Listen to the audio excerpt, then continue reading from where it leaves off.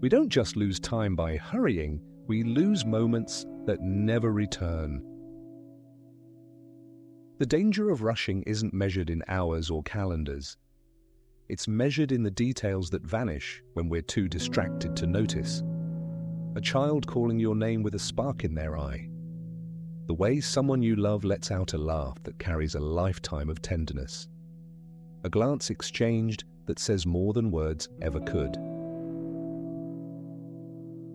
These things don't wait for you to finish your email, your commute, your next appointment. They come once, they live once, and when they pass, they do not circle back. I know the ache of it because I've lived it. I've hurried through days believing speed was proof of devotion. I've rushed across town thinking punctuality mattered more than pausing. I've cut conversations short for the sake of efficiency. Only later did I realize what was truly lost. Not the minutes, but the unrepeatable breath of a moment that could never be recreated. Stephen carries this ache in his own way. He works hard every day for his children. He provides what they need, structures their future. But I remember him telling me quietly, I work for them, but sometimes I realize I'm not with them. The milestones slip past me while I'm too busy earning what I think they'll need. His words hung heavy, a confession not of failure, but of fear. The fear of missing what he can never return to. Angela voiced the same wound from another angle. I search for meaning everywhere else, she admitted, and I miss the smile that was already near. Her honesty revealed the same truth. Whether through duty or drifting, the cost of rushing is presence. The panic at missing what cannot return is unlike any other ache. Regret offers the illusion of a second chance, the thought that maybe you can try again. But panic is sharper because it knows the truth. Some things never come again. You can rebuild routines, recover money, find new opportunities. But you cannot hear the same laugh twice.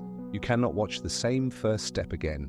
You cannot relive the unspoken glance of someone who needed you in that second. The ache of rushing is not that we lose time, it's that we lose life.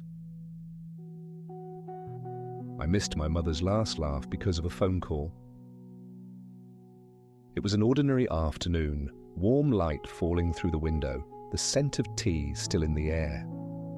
She was telling a story from her childhood, her voice lighter than it had been in months.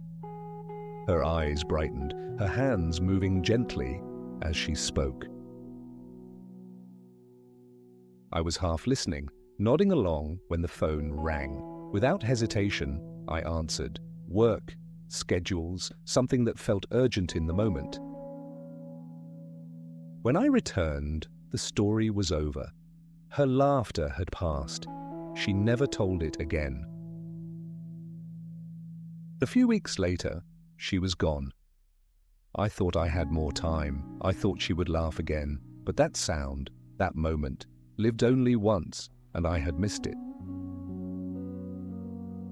At first, I tried to comfort myself. There would be other stories, other laughs, but when she died, I understood the truth. There are no replacements. You cannot reassemble what has passed. Presence is not transferable. Once absent, it is gone. Stephen has lived echoes of this truth. He told me once, I sat at my son's game, but I spent most of it checking emails. By the time I looked up, he had scored and I missed it. Angela shared her own confession. I chase meaning like it's somewhere else, and sometimes I realize I walked past the joy that was already here. Different words, same wound. Both reveal the paradox. Hurry doesn't save us. Hurry robs us of the very love we think we're rushing to protect. Hurry steals what you claim to love. That is the contradiction I keep circling. We run faster for family, for meaning, for security. But in that running, we become absent from the very people and places that make life matter. I wrote a line in my journal after my mother's funeral. I thought I had time. I thought she'd laugh again. I've carried that line like a quiet scar. It reminds me that the cost of hurry is not measured in calendars. It is measured in moments that never return. Some things only exist if you stay still long enough. There are moments in life that demand presence. They are fragile, fleeting, impossible to grasp unless you pause. They don't wait, they don't repeat. They appear once, like a star visible for a brief second between clouds, and if you're not looking, they vanish. I've often thought of moments as living creatures. They breathe only in the air of attention. When ignored, they die instantly. But if noticed, even briefly, they remain alive in us forever. A smile, a word, a laugh, a glance. They outlast themselves if you are there to meet them. I once came across a perspective that presence cannot be stored.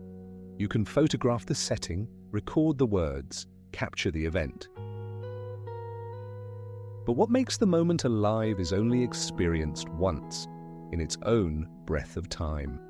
You cannot photograph presence, you can only live it. Stephen's voice returns to me. I work for them, but not with them. Angela's words follow. I searched far, and I missed the smile near. Their honesty frames the universal paradox. The more we chase what we think will matter, the more likely we are to miss what is already here. A rushed love is no love at all. That line has circled me for years, unsettling because it's true. To rush through affection, to rush through duty, is to hollow it. Love lives only in presence.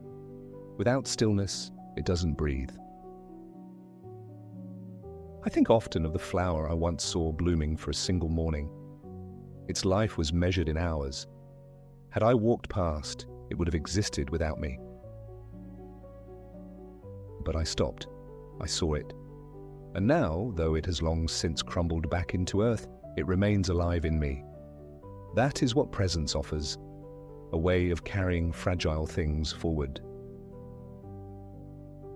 Maybe you've known this too, the regret of a milestone missed, the silence after a laugh that will not return, the photograph that shows faces but not souls, the ache of realizing presence slipped past you.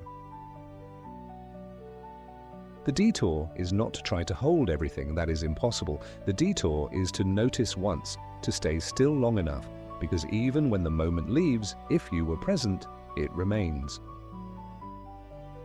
A flower that blooms for a single morning is gone if you fail to notice it. I learned this truth while walking in the garden of a friend's home. There, among shrubs and stones, I noticed a flower open wide with the day's first light. Its petals were delicate, trembling slightly with each breath of wind. Dew clung to the edges, sparkling briefly before the sun pulled it away. By midday, the bloom was already folding inward. By the next morning, it had withered. One day, that was all. If I had hurried past, I never would have known it had lived. That flower taught me more about presence than years of rushing ever did. Some beauty exists only once, offered as a gift to those who pause long enough to notice. It does not repeat itself. It doesn't wait for you to be ready. It simply blooms, then disappears. Stephen's words echo here. I worked late and missed my daughter's recital. She performed once, and I wasn't there. Angela mirrors the same ache from a different place. I went chasing purpose, and I missed the smile across the table. Both speak of the flower, the fragile, fleeting beauty that lives once and is gone if unseen. I sat on a bench near that bloom for longer than I intended, watching it shift with the wind, the sun, the hour. No words were spoken, no progress was made. Yet I felt richer for being there. The flower itself is long gone, but it remains alive in me because I noticed. Moments vanish whether we rush or pause. But if we notice once, they stay forever within us. Hurry steals what you claim to love. Stephen has admitted this in his own quiet way. I work for my children, but I miss being with them. Angela has confessed it too. I search far, but I miss what is near. Their voices remind me of my own regrets, the phone call that cost me my mother's last laugh, the countless times I let rushing pull me away from what mattered.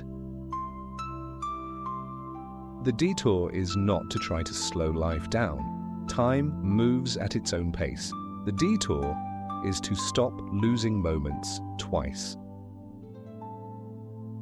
Once when they pass, and again when we fail to notice them. If I arrive even for a breath, the moment remains. If I don't, it dissolves twice over, from the world and from me. Some things only exist if you stay still long enough. A child's glance, a shared laugh, a hand reaching out across the table. They live only once, and they ask nothing complicated from us, only attention. I once came across the idea that presence is the only true form of keeping. I've tested it in my own life. A moment I noticed, even fleetingly, still breathes in me years later.